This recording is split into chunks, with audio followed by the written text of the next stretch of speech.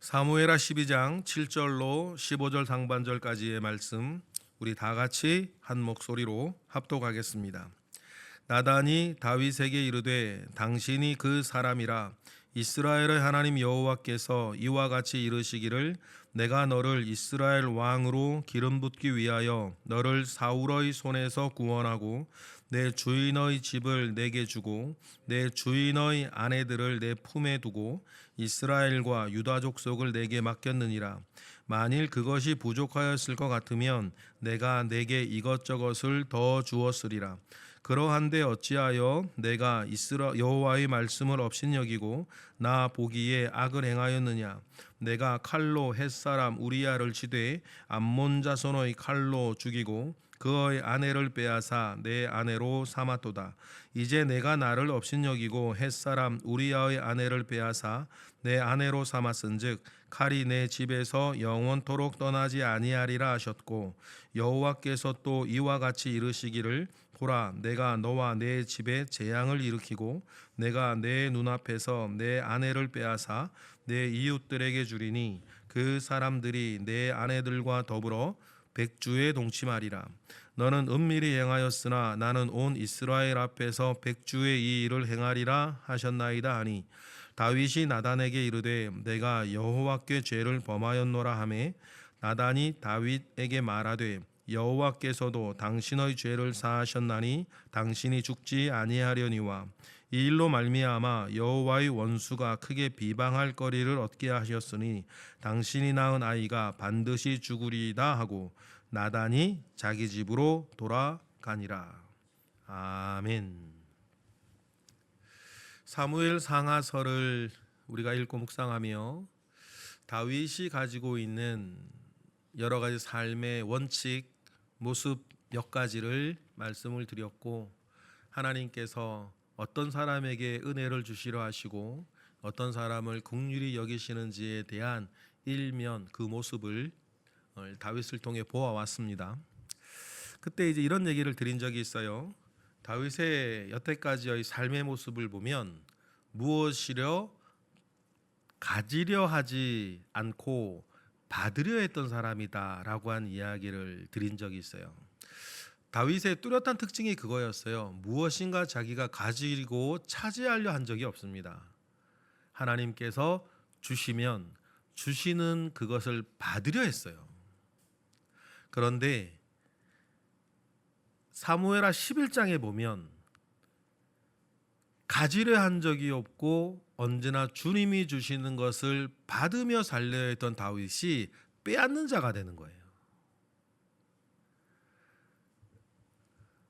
다윗이 그동안 전혀 보여주지 않았던 빼앗는 자가 빼앗으려는 자가 되어 버리고 있는 거죠. 그러면 여러분 다윗을 어떻게 해야 됩니까? 내버려 둬야 됩니까? 멈춰 세워야겠습니까? 멈춰 세우는 하나님의 은혜가 오늘 다윗에게 임했고 다윗은 감사하게도 그 은혜를 받는다는 사실이에요. 여러분 멈춰 세워 하나님의 은혜를 받아 다윗이 가지려고도 하지 않던 자가 이제 빼앗으려고 할 때에 이제 돌이켜 회개하고 자기 자리를 찾는 은혜, 여러분 이게 너무너무 중요하다. 여러분 그렇습니다.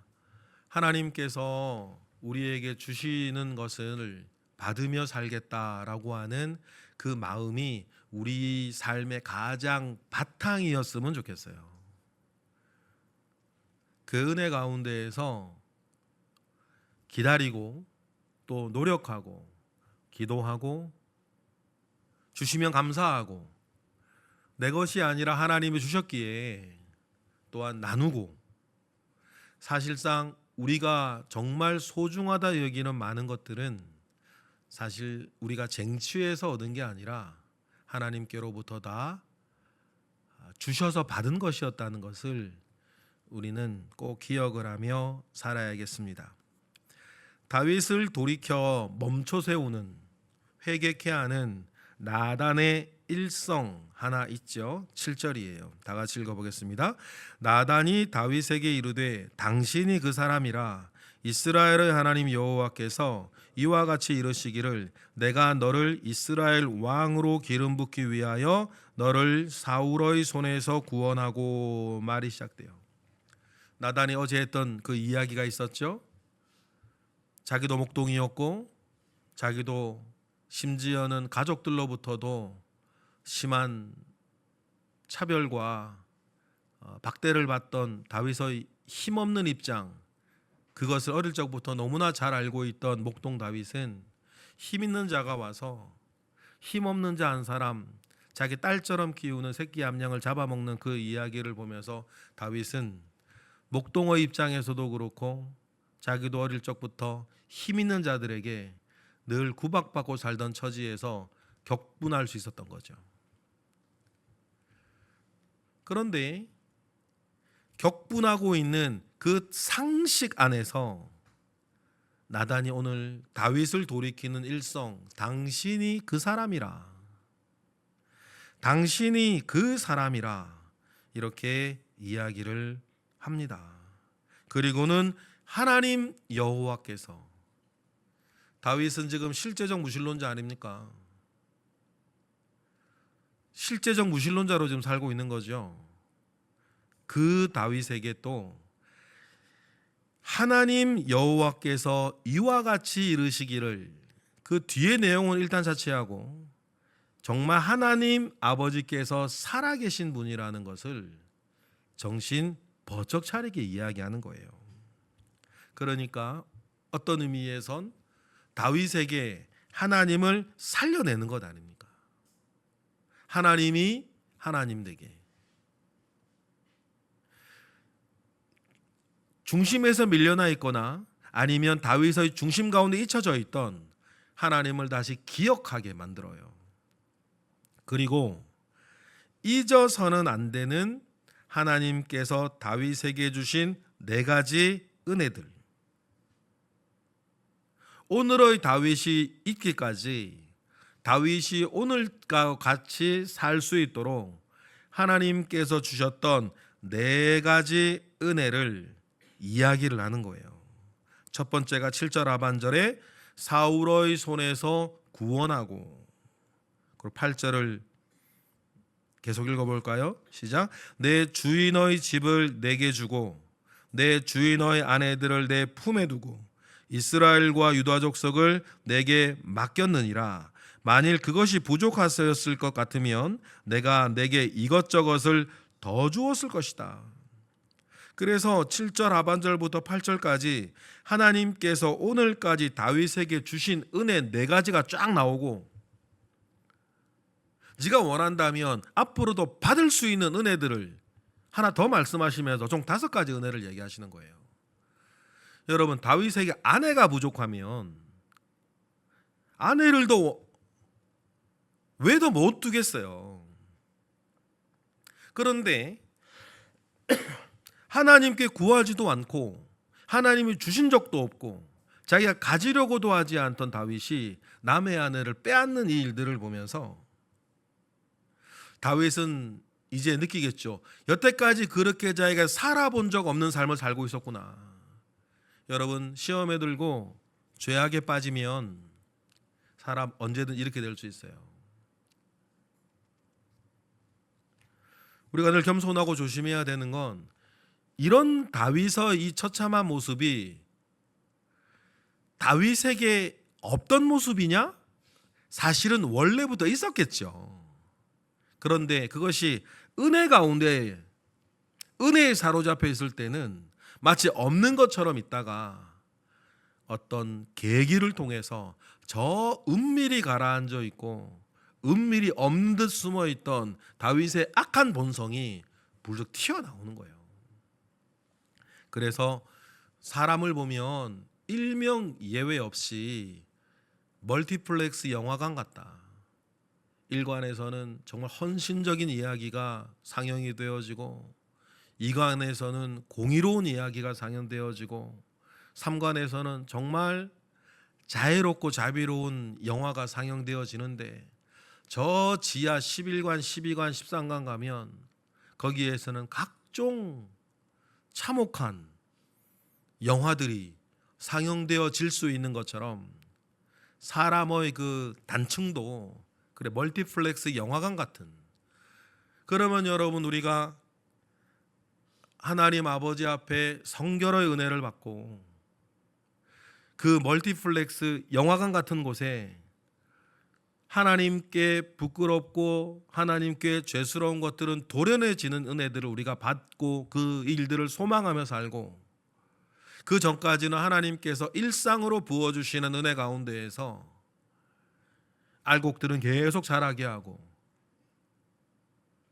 쭉정이와 가라지들은 늘 쳐나가면서 우리를 개간해 나아가야 하는 것이 우리의 지금 당연한 길인데, 우리가 마치 처음부터 자기는 의로웠고 처음부터 자기는 잘났고 처음부터 자기는 무엇인가 된 것이냐 생각하면 사실 그때부터 시험은 시작되어지는 것이다. 그리고 다윗은 스스로는 단 한 번 생각하지 못했던 이야기를 들으면서 9절을 얘기하는 거죠. 나단이 그러면서 네가 지금 하고 있는 일이 무엇인가를 일깨워 주는 것 아닙니까? 9절 다 같이 시작. 그러한데 어찌하여 내가 여호와의 말씀을 업신여기고 나보기에 악을 행하였느냐. 내가 칼로 햇사람 우리야를 치되 암몬 자손의 칼로 죽이고 그의 아내를 빼앗아 내 아내로 삼았도다. 네가 지금 우리야에게 한 일은 사울이 다윗 너에게 지속적으로 하고 싶어 했던 일 아니냐. 성경에 자세하게 나와 있지 않지만 네 형들이 너에게 그렇게 어렸을 때 고백했던 그 일 아니냐는 거예요. 부자가 가난한 사람의 양새끼 빼앗아 가는 것과 같이 네가 하고자 하는 그 일은 지난 13년 동안 사울이 너에게 그렇게 도전했던 그 일이라는 거예요. 그런데 그런 일들이 영적으로 뭐냐면 하나님의 말씀을 네가 업신여기는 것이었다. 하나님께서 다윗에 그렇게 위로를 하신 적이 없고 그렇게 가르치신 적이 없고 그렇게 인도하신 적이 단 한 번도 없었고, 심지어는 나발 같은 사람에게 격분하여서 칼 차고 나가려고 할 때도 아비가일을 세워서 막아 세운 분이 하나님이시지 않느냐. 그러니 이 모든 이야기 외면하고 싶었을지도 몰라요. 다윗이 양심이 스쳐 지나가듯 이런 마음들을 안 가졌을 리는 없죠. 우리 성정이 비슷한 사람이니까. 그런데 외면하고 싶었고 모른 척하고 싶었고 하고 있었고, 주변 사람들에게도 입산속시키고 없는 일처럼 만들려 해도 다윗이 지금 하려고 이것은 사실이었다는 거예요. 그리고 이 모든 것들은 하나님의 말씀을 업신여긴 것이었는데, 그 다음에 이거 우리가 중요한 게 이거예요. 하나님의 말씀을 업신여기는 것은 하나님 그분을 업신여기는 것이다. 10절이 그거죠. 10절 읽어볼까요? 시작. 이제 내가 나를 업신여기고 햇사람 우리야의 아내를 빼앗아 내 아내로 삼았은즉 칼이 내 집에서 영원토록 떠나지 아니하리라 하셨고. 여러분 우리도 명심하셔야 됩니다. 함부로 그러니까 이 정도는 괜찮다 말하시면 안 돼요. 성경은 언제나 우리에게 말씀하시기를 하나님의 말씀을 업신여기는 것은 하나님을 업신여기는 것이다. 그러면 하나님의 말씀을 사랑하는 것은 하나님을 사랑하는 것이다. 가끔 그래서 여러분들에게 말씀드려요. 눈에 보이지 않는 하나님을 어떤 방식으로 사랑하시겠어요? 눈에 보이지 않는 하나님을 어떻게 사랑하시겠어요? 눈에 보이지 않는 하나님을 사랑하는 방식은 눈에 보이는 하나님께 속한 것들을 사랑하는 거예요. 그러면 눈에 보이는 하나님께 속한 것들이 여러 섹터들이 있는데 그 중에 하나가 뭐예요? 하나님 말씀인 거예요. 우리가 들고 있는 하나님 말씀인 거예요. 이 성경책인 거예요. 그러니 성경책과 그 속의 내용을 사랑하는 것이 눈에 보이지 않는 하나님을 사랑하는 우리의 방식이라는 것을 꼭 명심하며 우리는 살아야 됩니다. 그리고 여러 죄악은 대가가 반드시 따라오는데 주님이 그 대가를 이야기하세요. 칼이 너희 집안에서 떠나지 아니할 것이고, 정말 그렇게 되죠? 두 번째, 다윗이 은밀하게 남의 아내를 빼앗은 일들을 하나님은 백주대낮에 그 일들이 벌어지게 하겠다. 이 모든 일들이요 정확하게 이루어집니다. 다윗이 다 경험을 해요. 이 이야기를 듣고 다윗이 그래도 다윗인 것은 13절 때문이에요. 13절 덕분이죠.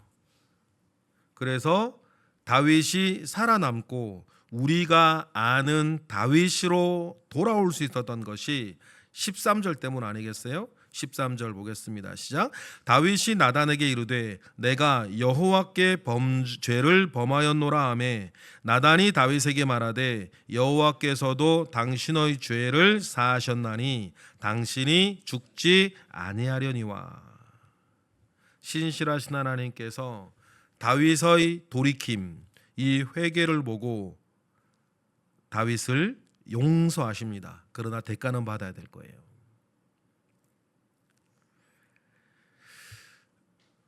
앞서 우리가 사무엘서를 상하서를 읽고 묵상하면서 안타까운 사람 두 사람이 있었는데 그 중에 하나가 엘리였고 그 다음이 사울 왕이었는데 엘리에게도 이런 기회가 있었어요.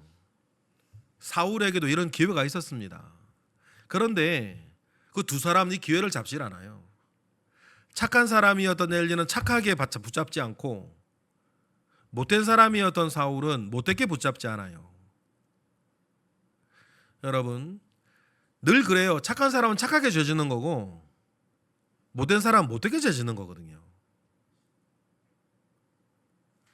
그래서 엘리는 착하게 불순종하고 사울은 못되게 불순종하는데 결과는 같았어요. 같은 거 아닙니까? 그런데 감사한 것은 하나님께서 주시는 이 기회를 다윗은 붙잡는 거예요. 그리고 그 대가 중에 증표, 이번에 낳은 아기가 반드시 죽을 것이다 이야기하시고 하나님의 말씀은 마무리되어지고 15절 상반절 나단은 집으로 돌아갑니다. 그나마 바닥까지는 더 깊은 지하실까지는 내려가지 않은 게 다행스럽다는 생각이 있고 그동안에 지은 죄는 대가를 치러야 할 것입니다. 그리고 다윗은 어떻게 했을까? 하나님께 매달려요. 그때의 심정이 시편 51편에 나와 있는 것 아닙니까? 여러분, 다윗은 과거에 멋진 사람이었어요. 아무리 멋진 사람도 정말 중요한 건 오늘을 잘 살아야 된다. 여러분, 언제나 우리 기억하십시다. 오늘을 잘 살아야 된다. 과거에 얼마나 훌륭하게 잘 살아왔었다 하더라도 과거는 그렇게 살아온 것에 대해서 하나님께 감사할 뿐, 그리고 그러한 과거는 오늘 나의 삶의 믿음의 재료가 될 뿐입니다. 중요한 건 무엇이에요? 오늘 잘 사는 거예요. 그렇게 하루하루를 잘 살면 어느 날 문득 또 뒤를 돌아보았을 때에 나로 하여금 잘 살게 하셨던 하나님의 은혜에 감사하고 하나님을 노래하고 하나님께 영광 올려드리며 또 다가오고 있는 오늘 그 내일을 잘 살겠노라 다짐하고 또 하나님께 예배하며 또 그날을 기다리는 그렇게 평생을 사는 저와 여러분 되시기를 주님의 이름으로 축복합니다. 기도하겠습니다. 하나님 감사합니다. 크신 은혜 가운데에 우리와 함께 하시옵소서. 주님의 놀라운 은혜가 늘 우리들 가운데 있습니다. 주여 함께 하시옵소서. 이 시간 드려지는 1000번째 예물 가운데 함께 하시고 오늘도 새벽을 깨워 기도하는 이들 가운데 함께 하셔서 우리 주님의 주시는 은혜가 늘 우리의 능력과 복이 되게 하시고 매일매일을 하나님 아버지 앞에서 잘 살았던 오늘이 되게 하시옵소서. 감사드리며 예수 그리스도의 이름으로 기도드렸나이다. 아멘.